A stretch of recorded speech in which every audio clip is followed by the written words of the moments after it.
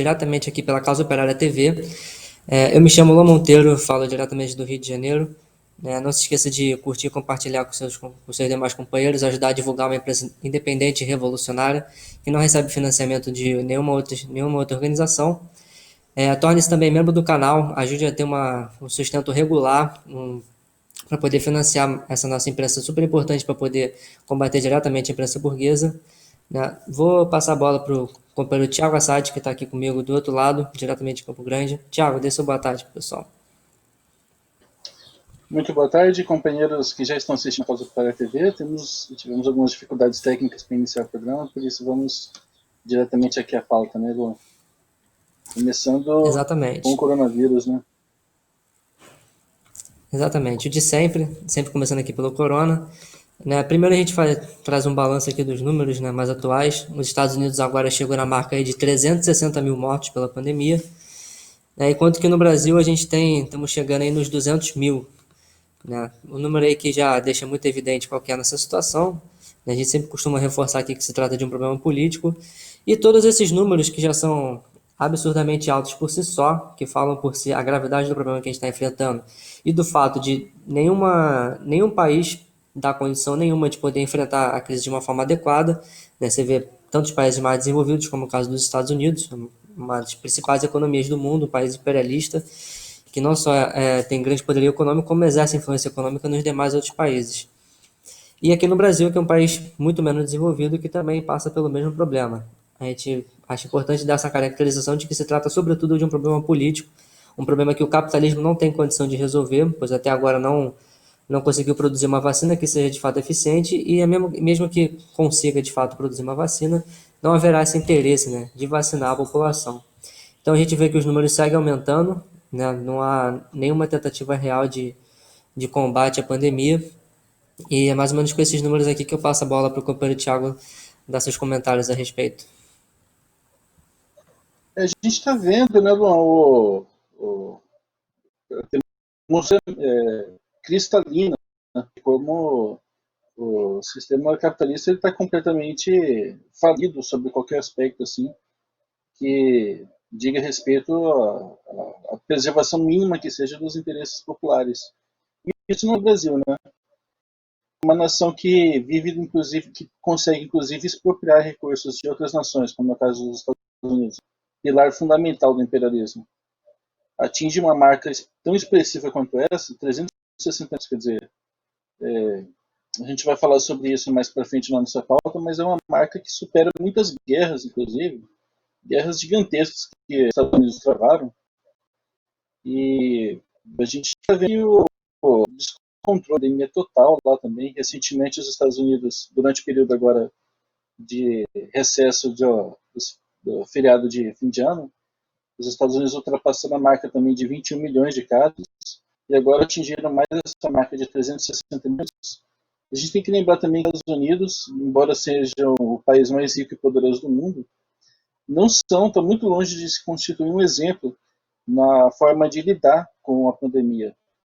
A título de teste de informação também, a gente sempre trata aqui a questão dos testes. Os Estados Unidos têm uma taxa média de 777 mil testes para cada milhão de habitantes, o que é muito se comparado com o Brasil, que não faz nada, mas é ligeiramente superior ao da Rússia e abaixo, inclusive, de países, embora poderosos também, a Inglaterra é um país muito rico, mas é um país com menos poder de fogo do que os Estados Unidos, sem sombra de dúvida. E a gente está vendo que o descontrole da pandemia é uma coisa gigantesca.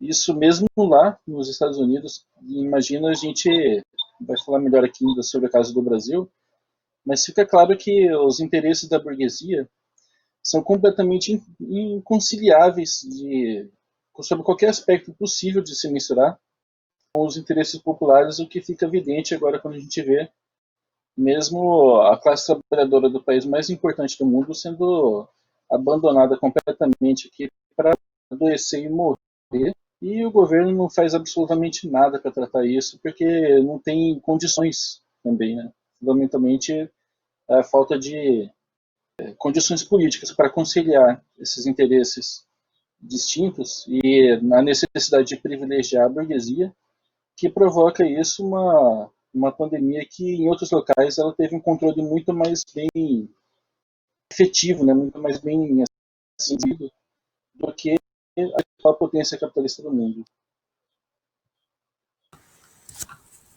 Bem, exatamente como o companheiro Thiago bem colocou, né? Eu aqui vou acrescentar mais, já vou adiantar duas outras notícias que a gente tem, e ainda entra na questão do coronavírus, referente aqui ao Brasil. O estado de Minas Gerais registrou mais de 2 mil casos de Covid em 24 horas, né? Isso aí foi no último sábado, agora nesse final de semana. O estado registrou 2.143 novos casos, né, e 22 mortes, que é mais um indício aí de como a situação está totalmente fora de controle e que a burguesia não tem a menor condição de dar. Né? Ainda um outro dado interessante aqui também foi que no estado de São Paulo foram confirmados 2 casos da variante do coronavírus, né, a variante essa que teria sido identificada no Reino Unido há pouco tempo atrás. Né? Foi infectada em uma mulher de 25 anos e um homem de 34, que teve esse contato com ela também.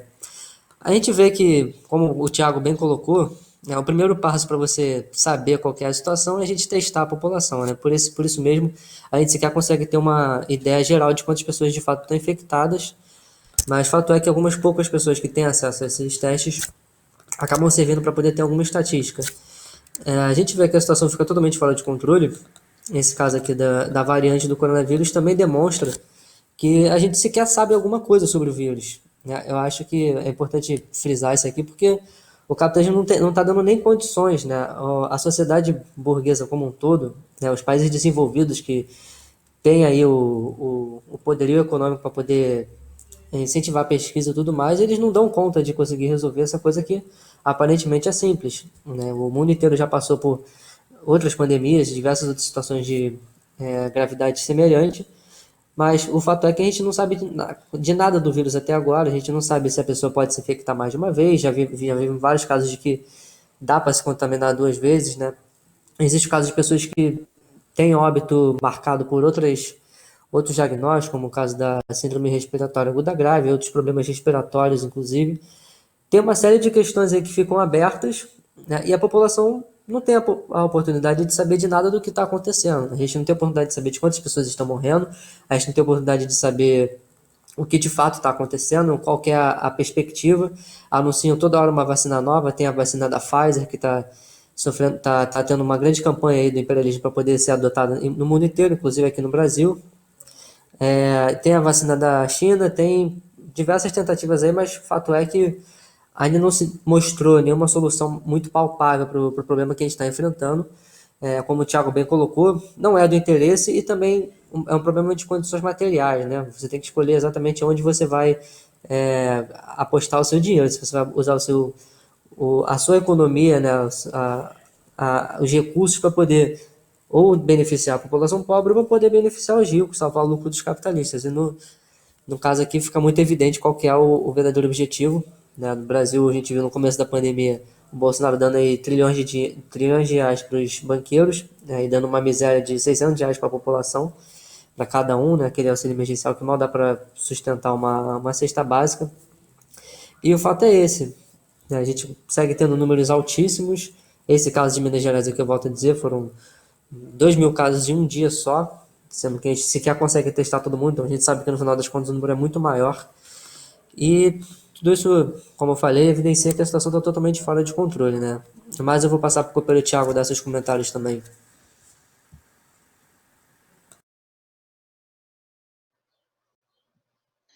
Eu acho que você colocou bem a questão, né? A gente está vendo a situação toda se desmanchando, né? O desmanche, talvez, do sistema como a gente conhece. Eu queria só lembrar também uma coisa importante, justamente pegando esse gancho que você colocou da falta de controle, que mesmo esses dados que aparecem sobre Minas Gerais, o mínimo aqui que a gente pode fazer é considerar eles duvidosos, sendo de alguma forma generoso com a credibilidade que o governo tem para produzir esses dados, porque, como você mesmo lembrou, tem o fenômeno da síndrome aguda respiratória grave, que saiu, por exemplo, a gente deu no celular que saiu de uma média de 3, 4 mil, mil mortos por ano e passou para mais de 30 mil esse ano. Uma coisa assim, uma explosão de crescimento, assim, uma coisa assim, precedente na história do país. E fora isso, a gente ainda está falando do que é registrado, porque principalmente eu que moro aqui no interior, aqui em Mato Grosso do Sul, a gente sabe que muitas coisas acontecem nos recantos mais profundos do país e a população nem sabe o que acontece, né? A questão do controle ela é digna de riso, inclusive, se a situação fosse cômica, né? Mas ela não é. Ela é, sobretudo, trágica para a classe trabalhadora, que é praticamente a totalidade aqui dessas estatísticas. A gente fala de números, mas vamos lembrar que cada vítima aqui da pandemia, principalmente as vítimas fatais, são famílias trabalhadoras que estão sofrendo exatamente a vítima desse parasitismo que a burguesia impõe, né? E vamos continuar aqui com a pauta também, porque felizmente existem soluções, né? E a gente vai tratar delas aqui. Exatamente, né? Como o Thiago bem falou, existem soluções. Antes de só chegar na nossa principal de hoje, né, tem mais uma aqui rapidinho, que é sobre uma declaração aqui do Ministério de Relações Exteriores da China, se defendendo aí das declarações do Pompeo, do Mike Pompeo dos Estados Unidos, né? O ministro aqui das Relações Exteriores estava se defendendo que as declarações do Pompeu teriam sido muito grosseiras, né? Falando sobre o caso de como a China está tratando da situação da pandemia.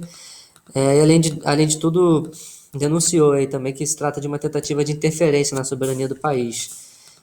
A China, que foi onde começou, né, toda essa situação do coronavírus, ela teve aí alguma tentativa de tratar da situação, criou hospital aí em coisa de 48 horas, né, se não me engano a memória.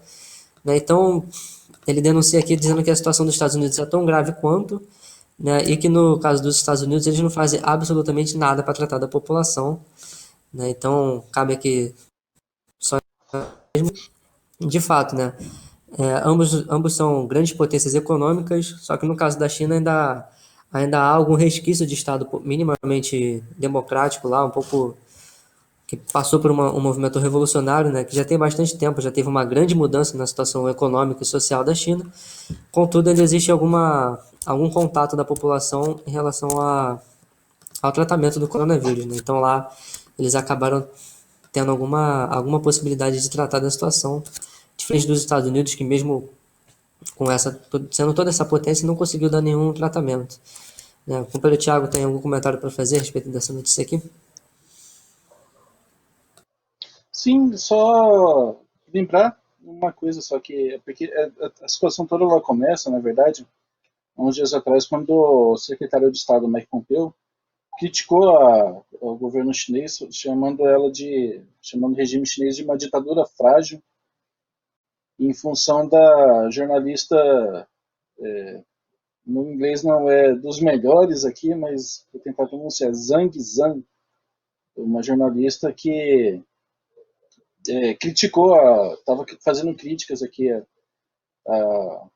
estava fazendo uma cobertura mais crítica da pandemia no solo chinês, né, do seu próprio país, e acabou sendo presa aqui. Não conheço os detalhes mais profundos aqui dessa prisão, mas o fato de eu tomar o partido da jornalista não já nos deixa um pouco com a pulga atrás da orelha, né?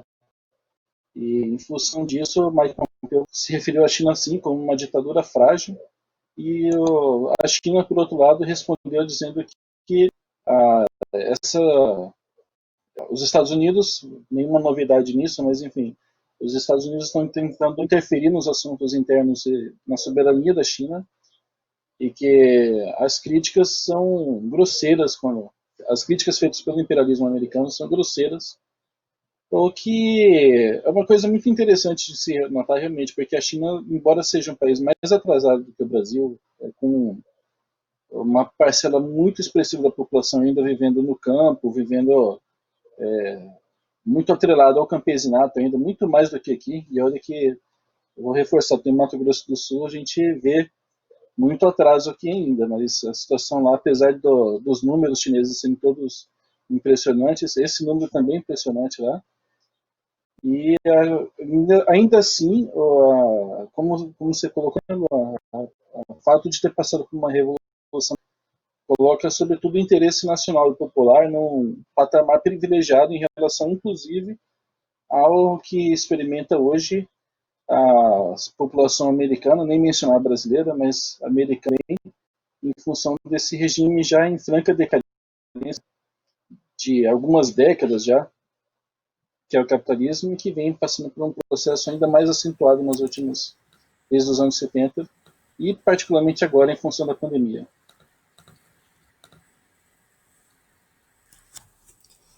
Bem, como o companheiro Thiago bem colocou, né? Agora a gente vai dar sequência aqui à nossa pauta. Antes disso, só mandar um abraço pro pessoal aí que está no chat nos acompanhando, né? Dar uma excelente boa tarde para todo mundo. Agradecer aqui o superchat do companheiro Ernesto Abdala Filho, né? Faça como ele, contribua para a nossa empresa independente e revolucionária, também torne-se membro do nosso canal, ajude a divulgar, né, uma política revolucionária. Fazer uma pausa aqui para poder também fazer os anúncios da Causa Pereira TV. O PSOL e a JR estarão realizando agora, nos meses de janeiro e fevereiro, né, vamos começar amanhã, a nossa Universidade de Férias, a sua 46ª edição. Né. Esse ano vai ser diferente das anteriores, né, como de costume, fazemos sempre um acampamento, a gente faz um curso presencial há mais de 25 anos e agora dessa vez, exclusivamente por conta da pandemia, iremos realizar esse curso online e temos aí como meta de colocar 1.000 pessoas nesse curso, uma meta que já está avançando bastante, aí já temos mais de 600 pessoas inscritas no curso, pessoas que já estão dentro do curso para poder participar. Né? Inscreva-se também, o curso começa amanhã, né? Lembrando que esse não será transmitido aqui pela Causa Pereira TV, né? Vai ser só para os que derem a contribuição da taxa simbólica de R$ 100, que vai dar acesso ao conteúdo do curso, né? Aos nossos textos programáticos, aos verbetes que vamos lançar também, a enciclopédia marxista que a gente vai fazer. E além do próprio curso, as aulas vão ficar disponíveis durante 6 meses.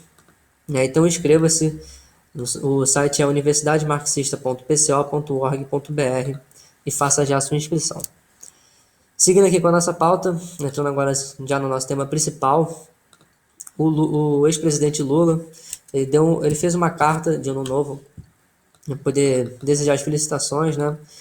Coisa já tradicional, e declarou aí que fez uma boa colocação de que o Bolsonaro matou mais brasileiros que a Segunda Guerra. Cabe destacar aqui que é uma colocação muito precisa. Esses 200.000 mortos que a gente estava anunciando aí desde o começo do programa, eles não são um problema só da pandemia, é um problema do governo Bolsonaro. Então, aqui o ex-presidente faz um comentário muito certeiro, né, de apontar exatamente onde é que está o problema. E, além de tudo, ainda propõe que esse problema seja resolvido através da mobilização. Ele já no final da carta, ele anuncia que só vamos derrotar esse impiedoso e desumano desequilibrado nas ruas. Né? É uma colocação aqui muito, muito adequada para a situação, porque, né, pelo menos dá uma linha direta de como é que a coisa tem que ser tratada.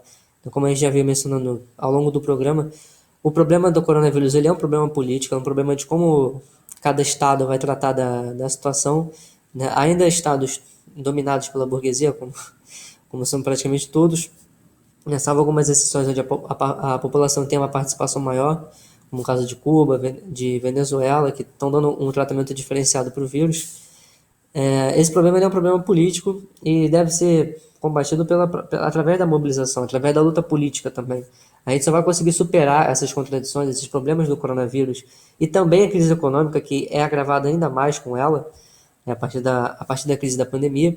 A gente só vai conseguir resolver esses problemas pela luta política, pelo enfrentamento ao governo Bolsonaro, pela derrubada desse governo golpista que está aí promovendo um genocídio da população. Da mesma forma, também cabe ressaltar que a gente não deve criar nenhuma esperança nos governadores e prefeitos científicos, aqueles que defendem que é só a gente fazer algum isolamento, sendo que nem eles sequer defendem algum isolamento, porque a população está toda tendo que trabalhar desde o começo da pandemia. Então, É bom a gente ter isso bem em mente, né? A luta política ela tem que continuar sendo travada e o ex-presidente Lula fez uma declaração aqui muito correta, no sentido de que esse enfrentamento tem que ser feito nas ruas, com a população, né? No sentido de organizar a luta pelo Fora Bolsonaro e agora, assim como a gente está entrando aqui nessa campanha também pelo PCO, né? A campanha pelo Lula presidente em 2022, né? Em defesa da candidatura dele, pelo direito dele ser candidato, da restituição dos direitos democráticos dele, porque se não houver nenhum tipo de mobilização, ele não vai ter essa oportunidade de fato disputar as eleições. Existe toda uma manobra do burguesia para poder travar, né, a possibilidade do Lula ser candidato, visto que ele é o único que de fato polariza a situação aqui com o Bolsonaro. Né, ao contrário do que muita gente na esquerda acredita, né, não existe nenhuma outra liderança que tenha capacidade de disputar eleitoralmente, né, a luta com o Bolsonaro. Da mesma forma, também cabe acrescentar que a luta pelo direito do Lula ser candidato, ela é uma luta que já é uma luta de enfrentamento à direita e enfrentamento ao golpe de Estado. Então, quando a gente está propondo todas essas questões aqui, a gente está colocando isso em xeque. Né? É diretamente o um enfrentamento à direita, né? Coisa que o resto da esquerda não está propondo. Né? Boa parte da esquerda propõe a frente ampla, uma tentativa de diálogo com setores do dito centrão, que é a direita tradicional, que é o DEM, do Rodrigo Maia, é o PMDB, do Michel Temer, é o PSDB, do FHC, todas essas figuras que a população conhece muito bem, que não tem o menor objetivo de combater o Bolsonaro, mas no máximo dar um chega para lá e colocar ele mais em segundo plano para poder ter mais controle da situação, como foi o resultado dessas últimas eleições agora em 2020, que a direita tradicional teve uma boa vitória aí nos números de prefeituras conquistadas. Né? Então a gente não pode cair nesse erro de acreditar que há alguma tentativa de enfrentar o Bolsonaro, de enfrentar o fascismo, junto com a direita que foi a responsável por colocar ele no poder, que foi responsável por dar o golpe na população, né, o golpe que tirou a presidenta Dilma, e foi um golpe desferido a todos os trabalhadores, a situação de lá para cá veio se agravando cada vez mais. Então não tem como a gente ter nenhuma, né, ideia errada de que vai ser com esses figurões aí que a gente vai conseguir dar enfrentamento ao Bolsonaro, né? Então eu reforço aqui que esse enfrentamento tem que ser feito nas ruas, com a proposta de fora Bolsonaro e Lula candidato em 2022. Passo para o companheiro Thiago comentar. Aqui a carta do Lula em si, ela está muito certa politicamente, né? A gente vê que, como o Luan mesmo colocou, 2018 é a prova a prova definitiva de que a gente um, um caminho assim que não seja pelas ruas. Lula, nesse sentido, ele é o elemento impulsionador assim, de uma polarização que interessa mesmo para a população, para a classe trabalhadora sobretudo.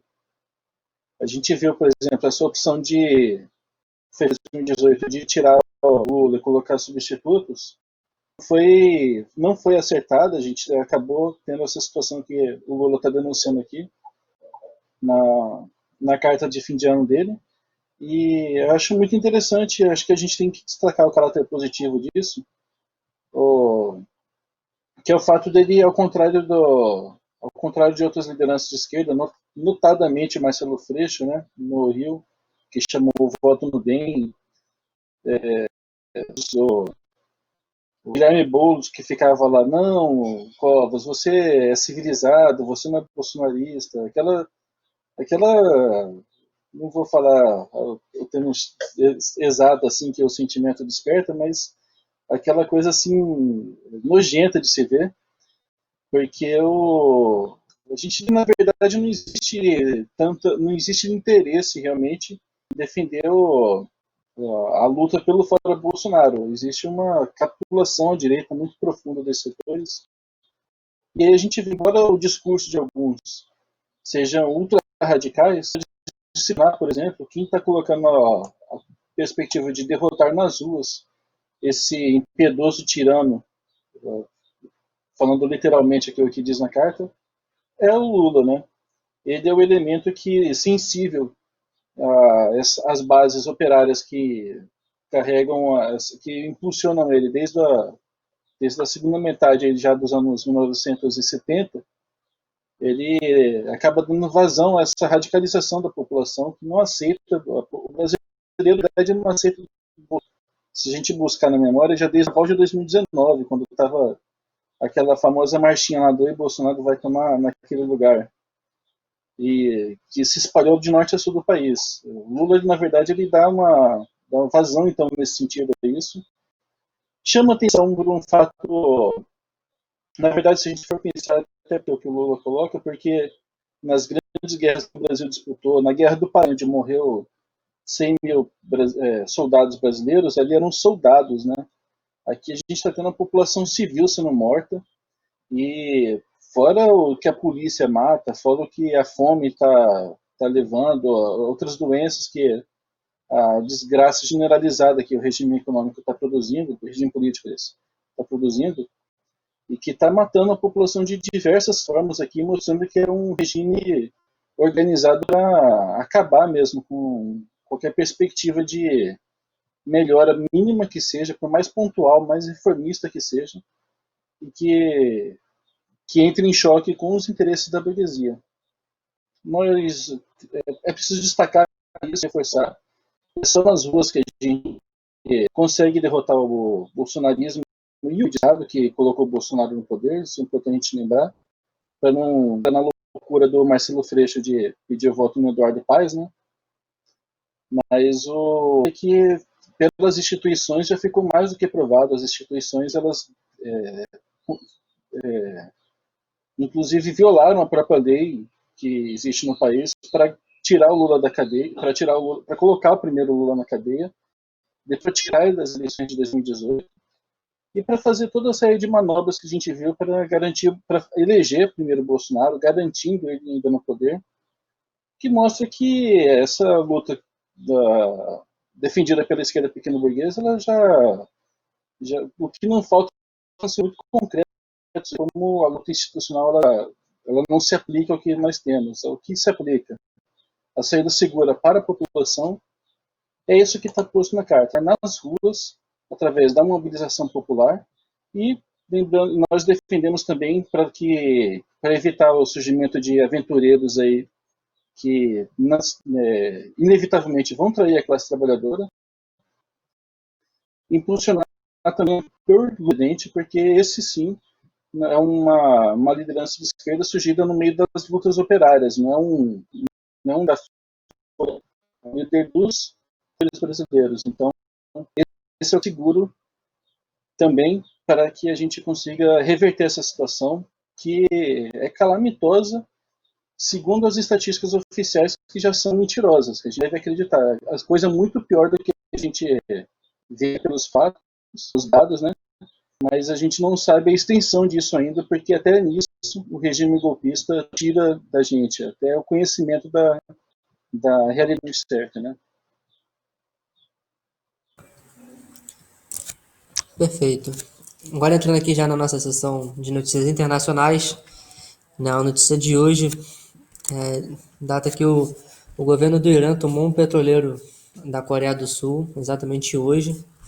Né, aqui, mais um indício aí de como se intensifica, né, já tá tendo uma tensão naquela região ali do Golfo, né, o Irã estaria aí tomando alguma medida em relação às intervenções militares dos Estados Unidos na região, né, isso inclusive no finalzinho agora do governo Trump.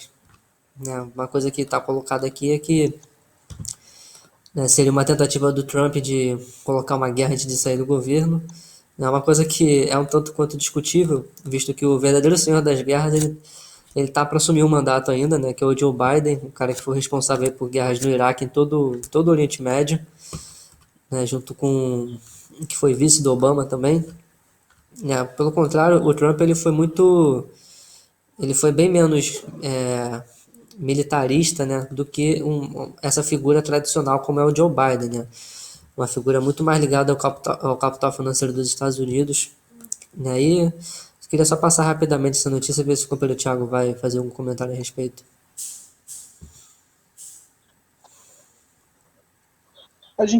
Só uma coisa a destacar que a gente tem que considerar também o contexto que isso está acontecendo, né? Porque essa crise no Golfo Pérsico, no Oriente Médio de modo geral, ela já vinha escalando há algum tempo.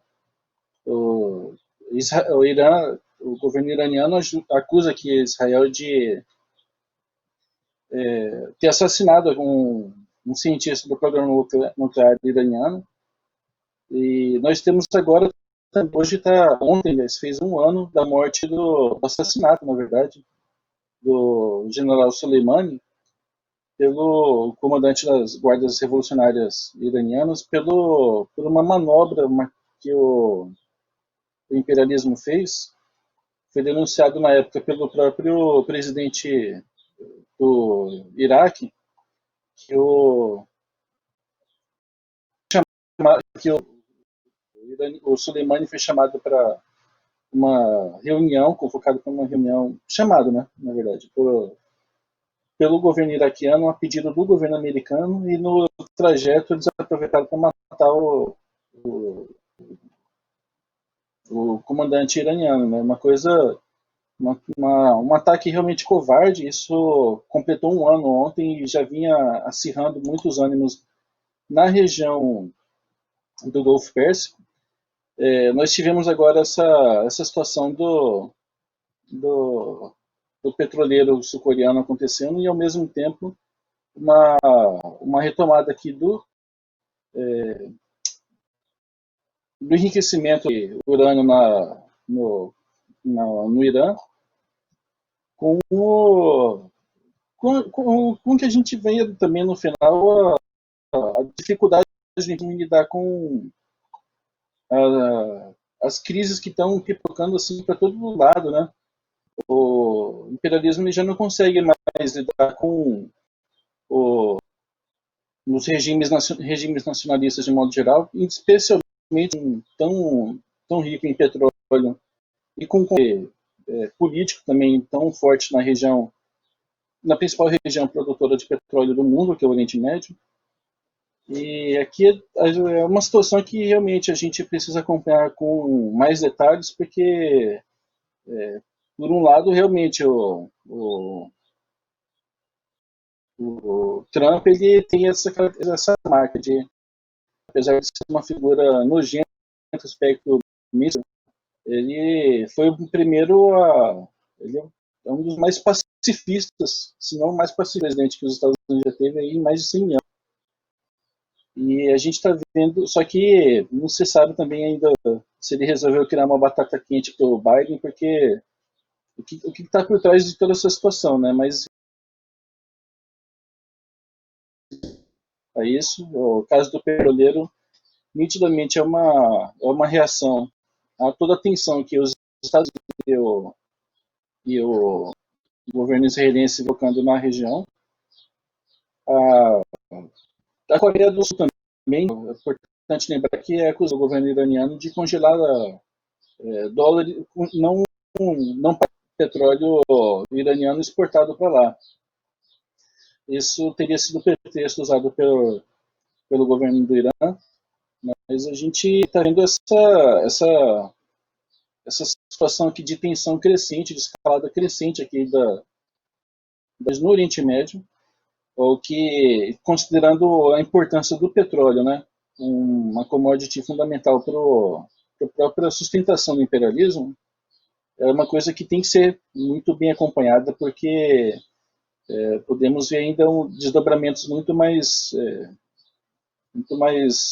abrangentes dessa crise, que se desenvolve no médio, no ciclo desenvolvimento pérsico, mas que é, sobretudo, a crise do imperialismo e como ela se manifesta nessa região fundamental para o controle político e econômico que o imperialismo exerce sobre o mundo.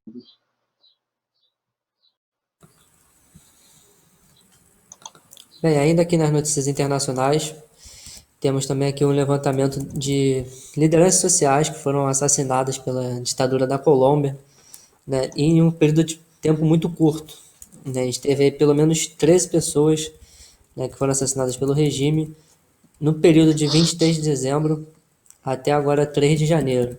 Né, a gente vê que é um período que não tem nem 2 semanas, né, o que demonstra qual é a situação não só da Colômbia, né, mas uma situação que também se repete na América Latina, e no caso da Colômbia ela fica um pouco mais evidente por se trata de uma ditadura bem mais escancarada, né, e a população de lá acaba sofrendo ataques muito mais explícitos do que de alguns outros lugares, mas caso é que a situação na América Latina se encontra mais ou menos nesse estado. Então, eu pedi para o companheiro Thiago comentar rapidamente, para a gente poder já dar sequência às outras pautas. É que acho que, só reforçando o que você colocou da caracterização do governo colombiano, né? Porque essa é uma caracterização que nós vemos aqui na causa operária, né? Na imprensa do PCO. O regime iraniano, essa mesma notícia, se a gente for ver o viés dado por ela, pela imprensa burguesa, da ditadura, a caracterização de que é um Estado teocrático, Cuba é ditadura. Quando a gente vê na imprensa burguesa notícias relacionadas com Cuba, com Venezuela, e você sempre, China, inclusive, você sempre vai ter esse crescimento aqui, desse adjetivo que se trata no final, de uma ditadura. A mesma coisa não se vê no caso da caracterização da Colômbia, que mesmo em órgãos de imprensa como a CNN e o The New York Times, vão aparecer aqui como, não aparece nem como extrema-direita, direita, assim, quase a direita civilizada que falando aqui, os setores frente amplistas, né?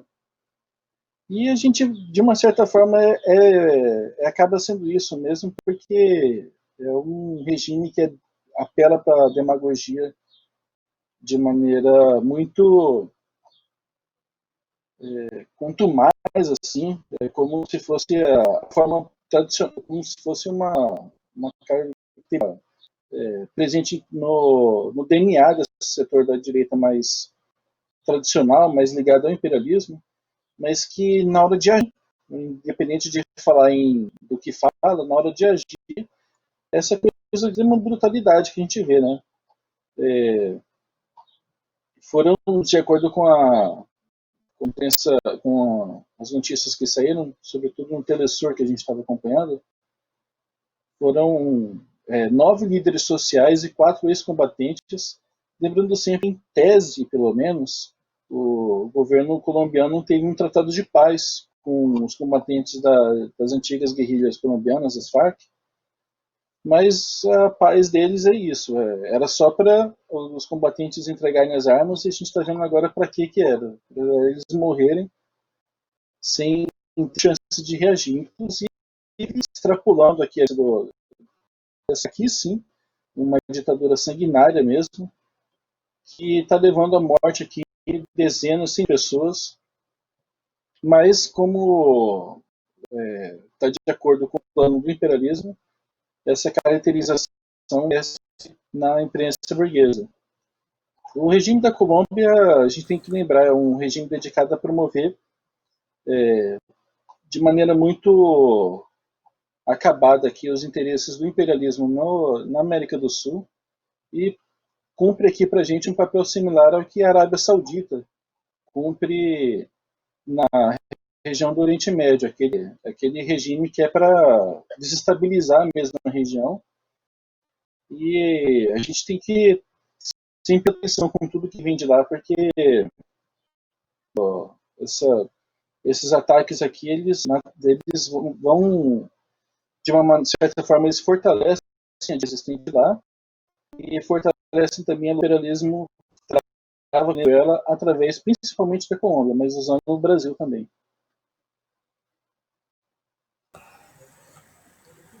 Bem, um outro tema aqui que merece um grande destaque também é que a extradição do Julian Assange foi negada pela justiça britânica. Essa extradição seria para os Estados Unidos, né? E ela foi recusada o motivo alegado foi uma questão de saúde, né? A juíza Vanessa Baraitse, que estava responsável pelo caso, disse que não acreditaria que nos Estados Unidos o Assange não estaria sujeito a cometer um suicídio.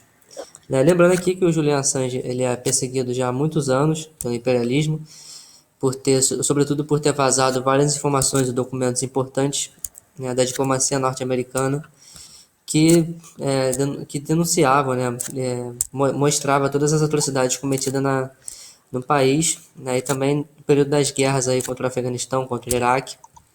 E por conta disso ele sofre uma grande perseguição do imperialismo, né. Essa decisão de recusar a extradição dele vai ser o responsável pela defesa da Assange disse que vai recorrer da decisão, né, vai tentar inclusive fazer pagamento de fiança ou qualquer tipo de coisa para poder tentar reverter a situação. O fato é que se trata de mais um dos episódios aí na história do Assange onde ele sequer consegue ter seus direitos democráticos mínimos respeitados, né? Lembrando que toda essa perseguição foi tão somente pelo fato dele ter vazado documentos que deveriam ser de interesse público, né? Não haveria motivo para poder defender nenhum tipo de prisão para nada disso. Mas exatamente por conta disso, por se tratar de um problema político, ele acaba sendo alvo de todo tipo de ataque do imperialismo, né? E cabe sempre fazer um reforço aqui fazer um reforço e denunciar, né, essa perseguição que ele sofre.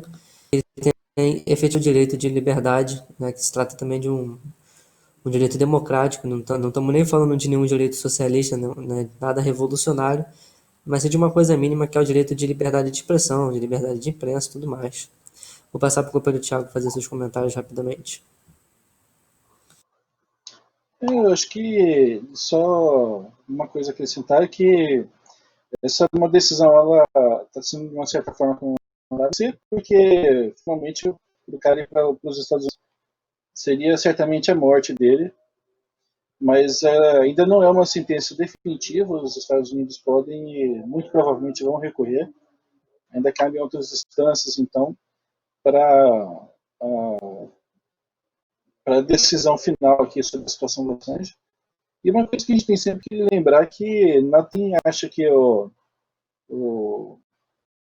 a Inglaterra, o famoso imperialismo inglês, né, aquela máquina de seres humanos que só para pegar um emblemático na Índia condenou mais de 4 milhões de pessoas à fome pelo confisco de alimentos e justificou isso falando que os índios são animais,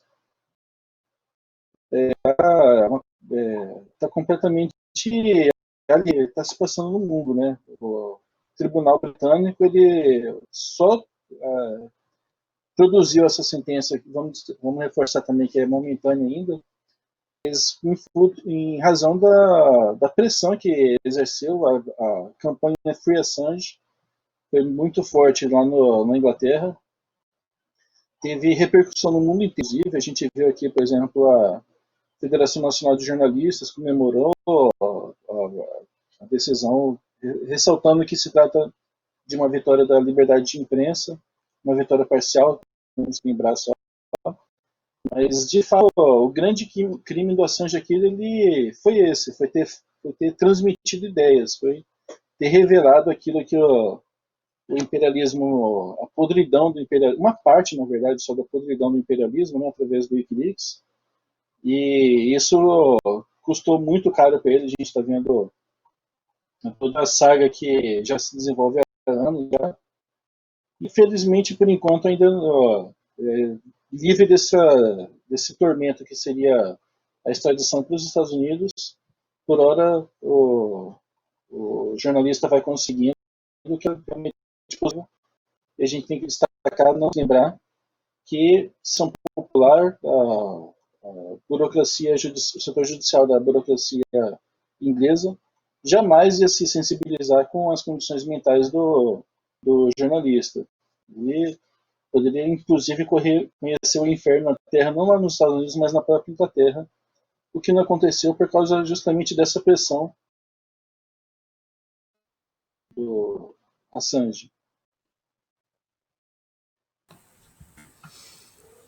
Bom, já estamos chegando aqui nos finalmente do programa. Já vou partir para as últimas notícias. Vamos ver se vai dar tempo de abordar todas. A próxima notícia é uma referente aqui ao Rio de Janeiro, tema que a gente acaba comentando aqui praticamente toda semana. Dessa vez tem uma acusação aí de que a Polícia Militar matou mais um morador de favela aqui no Rio de Janeiro.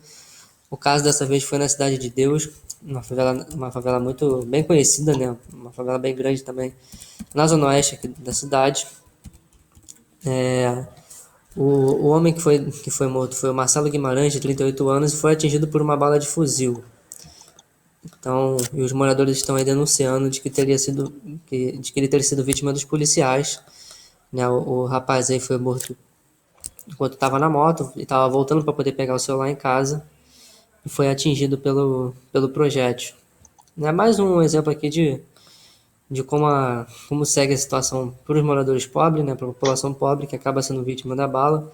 Né, a mídia, no geral, a imprensa sempre tenta acobertar, né, esse braço que extermina a população, esse braço fascista que é a polícia militar, dizendo que pode ter sido por troca de tiro e não sei o que pode ter sido de outro lugar.